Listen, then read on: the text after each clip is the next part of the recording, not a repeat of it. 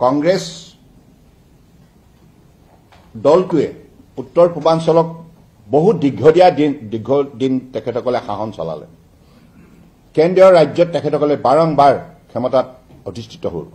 তৎসত্ত্বেও কিন্তু উত্তৰ পূৰ্বাঞ্চলৰ সম্পদ সম্ভাৱনা শক্তিক তেখেতসকলে কোনোদিনেই উজ্জীৱিত কৰিব নোৱাৰিলে আৰু এই অঞ্চলটোক এটা অশান্ত অঞ্চল হিচাপে তেখেতসকলে সদায় এই অঞ্চলটোক অনাদৰ কৰি পেলাই তেখেতসকলে গোটেই উত্তৰ পূৰ্বাঞ্চলৰ মানুহক প্ৰাপ্য অধিকাৰৰ পৰা বঞ্চিত কৰিলে সেইকাৰণে আজি গোটেই ভাৰতবৰ্ষতে তেখেতসকলে এনেধৰণৰ নিকৃষ্ট ৰাজনীতি কৰাৰ বাবে আজি তেখেতসকল এলাগী হৈছে আৰু উত্তৰ পূৰ্বাঞ্চলৰ প্ৰতিখন ৰাজ্যৰ পৰা তেখেতসকলক ইতিমধ্যে বিদায় দিছে যিমানেই তেখেতসকলে ষড়যন্ত্ৰমূলক কাম নকৰক কিয় যিমানেই তেখেতসকলে মানুহক বিভ্ৰান্তি সৃষ্টি কৰিবৰ কাৰণে বিবৃতি নিদিয়ক কিয় কিন্তু কংগ্ৰেছৰ আচল চৰিত্ৰ উত্তৰ পূৰ্বাঞ্চলৰ মানুহে ইতিমধ্যে আৱিষ্কাৰ কৰিছে গতিকে কংগ্ৰেছ যিমান টেটুফালি চিঞৰিলেও এতিয়া আৰু তেখেতসকলক বিশ্বাসত নলয় আমাৰ মাননীয় প্ৰধানমন্ত্ৰী নৰেন্দ্ৰ মোদী ডাঙৰীয়াই যোৱা 11 বছৰ কাৰ্যকালত যিমানখিনি আন্তৰিকতাৰে কাম কৰিলে তাৰ ফলত আজি উত্তৰ পূৰ্বাঞ্চল ভাৰতবৰ্ষৰ অন্যান্য উন্নত ৰাজ্যৰ সৈতে ফেৰ মাৰিব পৰা হ'ল আৰু আজি এই প্ৰতিযোগিতাৰ দৌৰত উত্তৰ পূৰ্বাঞ্চলৰ অন্যতম অংশ হিচাপে আজি নিজক প্ৰতিষ্ঠা কৰিবলৈ সক্ষম হৈছে আৰু যাতায়াত ব্যৱস্থাৰ পৰা আৰম্ভ কৰি বিভিন্ন ধৰণৰ অনুষ্ঠান প্ৰতিষ্ঠান যেনেধৰণৰ উল্লেখযোগ্য আজি ইয়াত পৰিৱৰ্তন হৈছে আৰু আটাইতকৈ গুৰুত্বপূৰ্ণ কথা অত বছৰে এই অঞ্চলটোক অশান্ত অঞ্চল হিচাপে সম্পূৰ্ণৰূপে এলাগী কৰি ৰাখিছিল কিন্তু আজি মাননীয় প্ৰধানমন্ত্ৰী নৰেন্দ্ৰ মোদী ডাঙৰীয়াই 2014 চনত প্ৰধানমন্ত্ৰীৰ দায়িত্ব লোৱাৰ পাছত তেখেতে গোটেই উত্তৰ পূৰ্বাঞ্চলৰ বিশেষভাৱে ইয়াক অধ্যয়ন কৰি আৰু উত্তৰ পূৰ্বাঞ্চলৰ ভাৰতবৰ্ষৰ অন্যান্য প্ৰান্তৰ সৈতে সামন্তৰালভাৱে উন্নয়নৰ ক্ষেত্ৰত আগুৱাই আনিবৰ বাবে নিজৰ মন্ত্ৰী পৰিষদৰ প্ৰতিগৰাকী মন্ত্ৰীক উত্তৰ পূৰ্বাঞ্চল ভ্ৰমণ কৰিবৰ কাৰণে নিৰ্দেশ দিলে আৰু প্ৰতিগৰাকী প্ৰশাসনিক বিষয়াকো কেন্দ্ৰীয় চৰকাৰৰ উত্তৰ পূৰ্বাঞ্চলৰ ভ্ৰমণ কৰিবলৈ নিৰ্দেশ দিলে আৰু তেখেতসকলক উত্তৰ পূৰ্বাঞ্চলৰ ৰাইজৰ সৈতে মত বিনিময় কৰি প্ৰতিটো অঞ্চললৈ গৈ প্ৰতিখন গাঁৱলৈ গৈ তেখেতসকলৰ অৱস্থা বুজ ল'বলৈ নিৰ্দেশ দি পেলাই তাৰ পৰৱৰ্তী সময়ত সেই মানুহবিলাকৰ সমস্যাবিলাক নাইকিয়া কৰিবৰ কাৰণে বিভিন্ন আঁচনি বিভিন্ন প্ৰকল্প হাতত ল'লে যাৰ ফলত আজি উত্তৰ পূৰ্বাঞ্চলৰ আটাইখন ৰাজ্যতে যাতায়াত ব্যৱস্থা আজি সুচল হ'ল ৰাস্তা পদূলি দলং ৰেলপথ আৰম্ভ কৰি পেলাই বায়ুপথ সকলো ৱাটাৰৱেজ সকলো ক্ষেত্ৰতে আজি উত্তৰ পূৰ্বাঞ্চলক যেনেধৰণে ভাৰতবৰ্ষৰ অন্যান্য উন্নত ৰাজ্যৰ সৈতে সমান্তৰালভাৱে আগুৱাই নিবলৈ তেখেত সক্ষম হৈছে তাৰ বাবে উত্তৰ পূৰ্বাঞ্চলৰ প্ৰতিগৰাকী ৰাইজে নৰেন্দ্ৰ মোদী ডাঙৰীয়াক অগাধ বিশ্বাস কৰে তেখেতে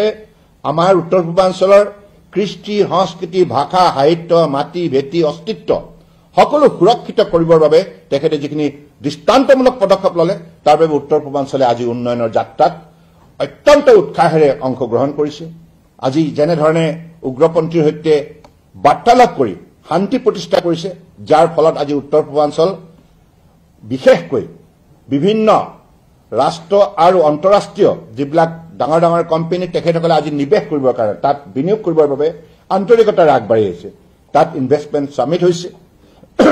আৰু ইনভেষ্টমেণ্ট সামিটৰ পাছত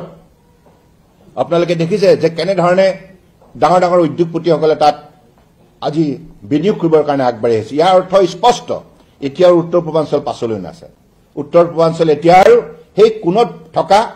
এটা অঞ্চল নহয় উত্তৰ পূৰ্বাঞ্চল এতিয়া ভাৰতবৰ্ষৰ মূল অন্যতম উন্নয়নৰ কেন্দ্ৰবিন্দু হৈছে গতিকে ইয়াৰ কাৰণে নিশ্চিতভাৱে আমি সকলোৱে এটা কথা অন্তৰ্হিতে স্বীকাৰ কৰোঁ মাননীয় প্ৰধানমন্ত্ৰী ডাঙৰীয়াই উত্তৰ পূৰ্বাঞ্চলক যিমান মৰমৰ দৃষ্টিৰে চাইছে যিমানখিনি আন্তৰিকতা সহযোগিতা আগবঢ়াইছে তাৰ বাবে আজি এইখিনি সম্ভৱ হৈছে ইয়াৰ পূৰ্বতে কোনো তেনেধৰণে উত্তৰ পূৰ্বাঞ্চলক বিশেষকৈ কংগ্ৰেছ চৰকাৰৰ কাৰ্যকালত উত্তৰ পূৰ্বাঞ্চল আটাইতকৈ বঞ্চিত আছিল গতিকে সেইবাবে কংগ্ৰেছক কোনোদিনে আৰু উত্তৰ পূৰ্বাঞ্চল মানুহে গ্ৰহণ নকৰে আৰু উন্নয়নৰ ক্ষেত্ৰত আজি উত্তৰ পূৰ্বাঞ্চলে ভাৰতবৰ্ষক আত্মনিৰ্ভৰ ভাৰত হিচাপে গঢ় দিয়াৰ ক্ষেত্ৰত অন্যতম উল্লেখযোগ্য বৰঙণি আগবঢ়ায় এইটো কথা স্পষ্ট আজি সেমিকণ্ডাক্টৰৰ পৰা আৰম্ভ কৰি তাত আটাইতকৈ অত্যাধুনিক যিমানবিলাক উদ্যোগ টেকনলজিকে তাত ইতিমধ্যে প্ৰয়োগ কৰা হৈছে যাৰ ফলত আজি উত্তৰ পূৰ্বাঞ্চলৰ প্ৰতিগৰাকী যুৱক যুৱতীয়ে উৎসাহিত হৈছে আৰু তেখেতসকলে এটা উজ্জ্বল ভৱিষ্যত গঢ় দিয়াৰ বাবে আন্তৰিকতাৰে আগবাঢ়ি আহিছে গতিকে মই ভাবো যে আজি উত্তৰ পূৰ্বাঞ্চলৰ যিটো পৰিৱৰ্তন কেৱল নৰেন্দ্ৰ মোদী ডাঙৰীয়াৰ কাৰণে এইটো সম্ভৱ হৈছে আমি সদায় তেখেতৰ ওচৰত কৃতজ্ঞ কাৰণ মিজোৰামেই হওক মণিপুৰে হওক বা মেঘালয় হওক ত্ৰিপুৰা হওক বা নাগালেণ্ড হওক অৰুণাচল প্ৰদেশ হওক অসম হওক ছিকিম হওক এই গোটেইকেইখন ৰাজ্যৰ আজি আপোনালোকে যদি তাত ভ্ৰমণ কৰে দেখিব কেনেধৰণে উল্লেখযোগ্য পৰিৱৰ্তন আজি 2014 চনৰ আগত কি আছিল এঠাইৰ পৰা আন ঠাইলৈ যোৱাটো অসুবিধা আছিল আৰু আজি আনকি মিজোৰামৰ ৰাজধানী আইজললৈকে যে কোনোবা দিনত যে ট্ৰেইন লাইন যাব পাৰে সেইটো কথা কল্পনা অতীত আছিল আৰু গেংটকলৈকে গেংটক যিটো ছিকিমৰ প্ৰদেশৰ ৰাজধানী সেই তালৈকে এই গেংটক চহৰখন ইমান ওখ স্থানত অৱস্থিত